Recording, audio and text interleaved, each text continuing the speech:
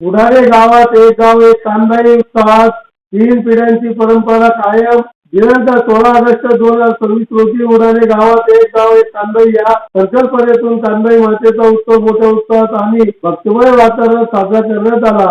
आज सायंकाळी 6 वाजता राजमाई अहिल्याबाई सार्वजनिक वाचनालयासमोर कानबाई मातेची स्थापना करण्यात आली। यावेळी गावातील ग्रामस्थांनी कानबाई मातेची विधिवत पूजा अर्चा व आरती करून उत्साहात साजरा केली। कानबाई माता बसवण्याची परंपरा उडाणे गावातील गेल्या 3 पिढ्यांपासून सुरू आहे। रोहिदास साठे यांच्या आजींनी साक्री तालुक्यातील बळसण येथून श्रीफळ आणून उडाणे गावात कानबाई मातेची स्थापना केली होती। तेव्हापासून आजपर्यंत ही परंपरा अखंड सुरू आहे। कानबाई मातेच्या उत्सवानिमित्त गावातील भाऊ-बंधू एकत्र येऊन उत्सव साजरा करतात। या निमित्ताने सर्वजण आपसातील मतभेद विसरून एकोपाचे दर्शनी घडवतात। रात्री कानबाई मातेच्या ठिकाणी भजन कीर्तन गाणी सादर करून रात्रभर जागरण करण्यात येते। तसेच दुसऱ्या दिवशी कानबाई मातेची संपूर्ण गावातून वाजत दिव्य तालावर मिरवणूक काढून भक्तिमय वातावरणात विसर्जन करण्यात येणार आहे।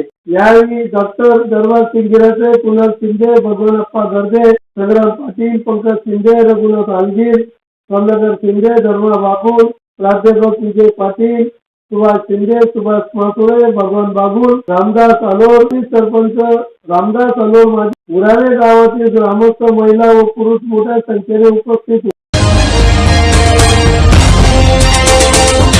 स्वामीनी आई कानुबाई मातेच्या उत्सवाच्या निमित्ताने उडाणे येथे उत्सवात सहभागी होत असताना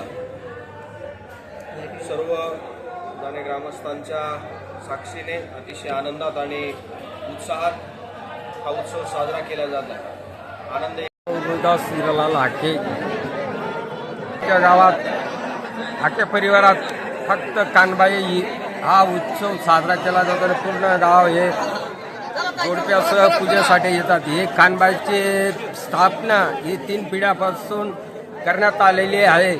आमच्या आजोबांची आमची आजी हिने हे खुद म्हणजे बळसाणे तालुका साठे येथील